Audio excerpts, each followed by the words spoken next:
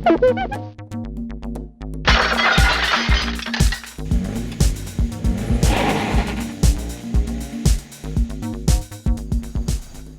a few short years ago, the affordable rear-drive sports car was virtually non-existent in the States, save for Mazda's MX-5 Miata.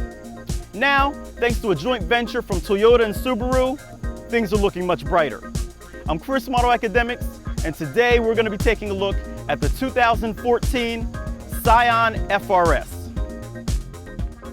The definition of the term sports car is a low, small, usually two-passenger automobile designed for quick response, easy maneuverability, and high-speed driving. Although many use that term loosely to describe an S-badged vehicle, very few examples fit the proper definition of the word.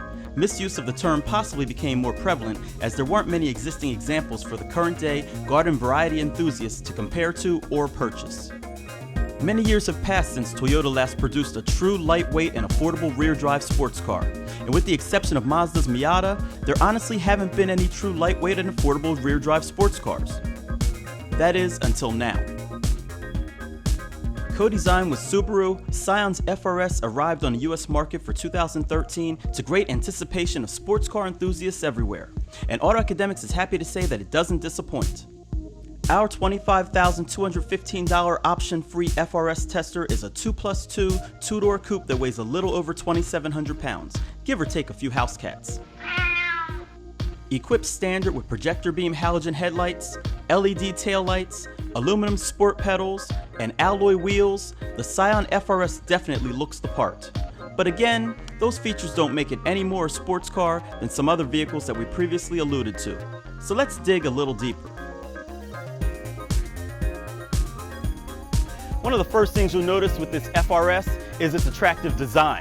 I mean, this car wants to make a statement with its bulging front fenders and aggressively tapered front end. Another interesting design feature of this car are the frameless windows that retract up and down as you open and close the doors. Now, as we take a look around back, you'll notice the LED taillights with dual exhaust outlets coming out the back. And then, if we open up the hatch, you'll see that there are 6.9 cubic feet of cargo room available. And if you fold those seats down, you get even more.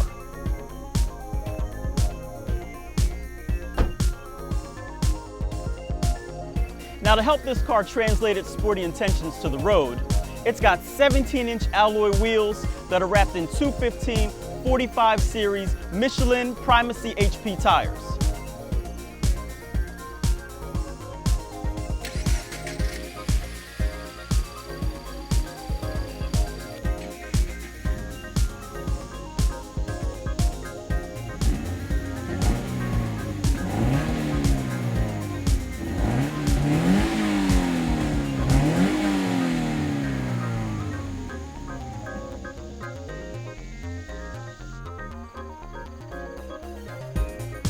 Now, as we take a look under the hood, you'll see Toyota's 2-liter boxer engine that was co-developed with Subaru. The 4-cylinder engine has direct and sequential port injection, as well as dual variable valve timing. It makes 200 horsepower and 151 pound-feet of torque. Our car had a 6-speed manual transmission with a Torsen limited slip differential powering the rear wheels.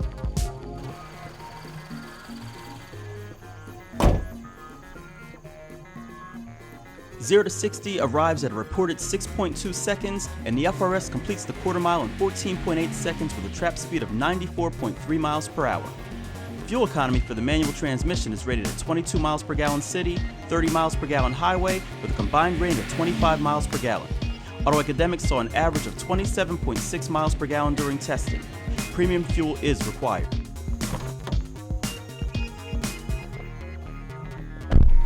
Now, as we take a look inside of this FR-S, one of the first things you'll notice is how purpose-built it is, but in a Toyota way.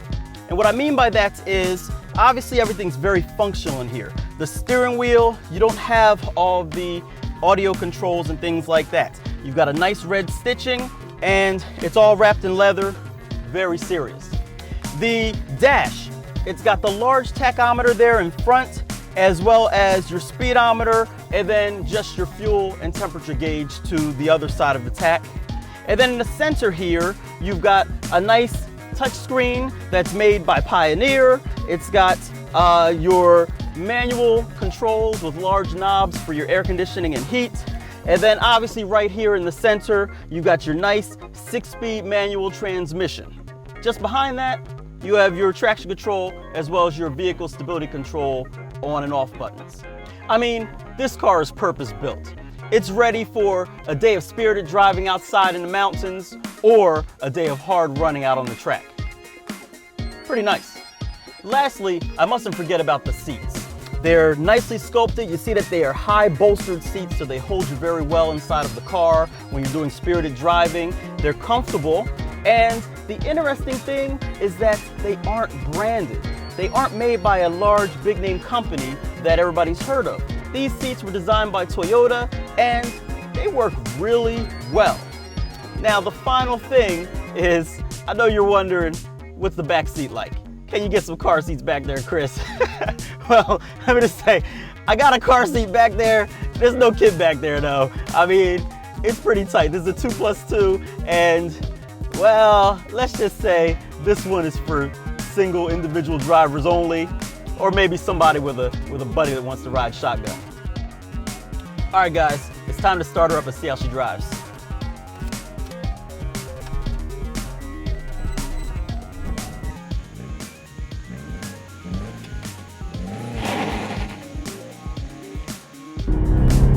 All right, so here we are inside of the FR-S. This is a purpose-built sports car. You know, it's not meant to carry people or a lot of people. It's not meant to carry a lot of things. It's just meant for you to get in it, have a lot of fun. And this one it's actually put together so that you can do it pretty efficiently also. It's got a 2-liter 4-cylinder engine. It's in a boxer configuration.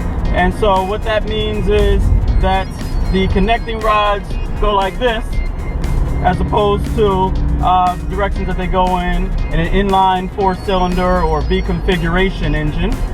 So, you know, neat thing about that also is, you know, it allows that engine to get that little burble sound, and it sounds real nice. Now this engine makes 200 horsepower, 151 pound-feet of torque, and that's decent for this car. It's not a muscle car. It's not a high horsepower car that's going to get you a lot of torque where you're going to be doing burnouts all day long and stuff like that. What this car is going to do is it's lightweight. This car is very lightweight. Like, I think it's like 2758 or something like that, 2,758 pounds. So it's going to give you a lot of bang for your buck for that 200 horsepower. You know, it's going to handle real well, and this one does. It handles real well. It has decent acceleration, makes some good noises, and so far it's been a lot of fun to drive.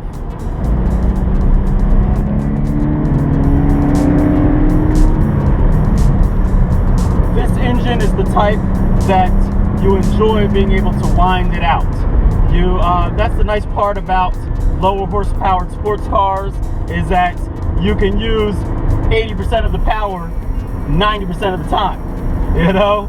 Whereas if you're in a high horsepower car, you're only able to use a little bit of that power most of the time. And, you know, it sometimes can be a little bit of a letdown. But in a car like this FR-S, you can really get on it and just really enjoy going through the gears and listening to the engine notes and just having a lot of fun with this car. The ride in this car is actually pretty comfortable. It's got a firm suspension, obviously, and you know, that allows for the good handling. But you know, it's still very compliant over bumps, and it's not jarring in the least. It's actually a very pleasant ride, and could easily be used as a daily commuter.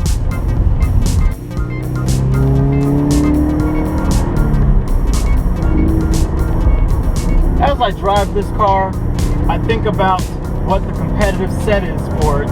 And as I mentioned in my intro, prior to this car and the Subaru BRZ, there wasn't much there just weren't many cars in this segment at all, besides the Miata MX-5. And so, you know, that's pretty much it as far as true competition. I mean, yes, there are other sporty cars out there, but the difference is this one is more of a true sports car like the Miata. You know, it's a car you can actually drive daily, but it's also a car that literally could be used on a racetrack without doing very much modifications, if any at all.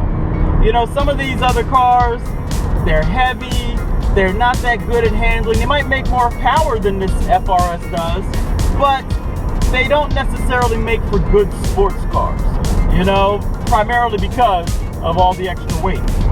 And so that's where this FR-S shines.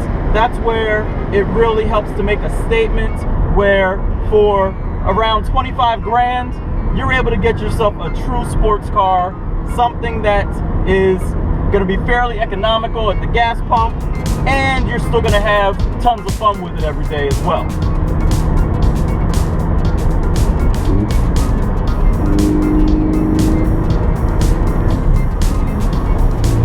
Now, you guys know the drill.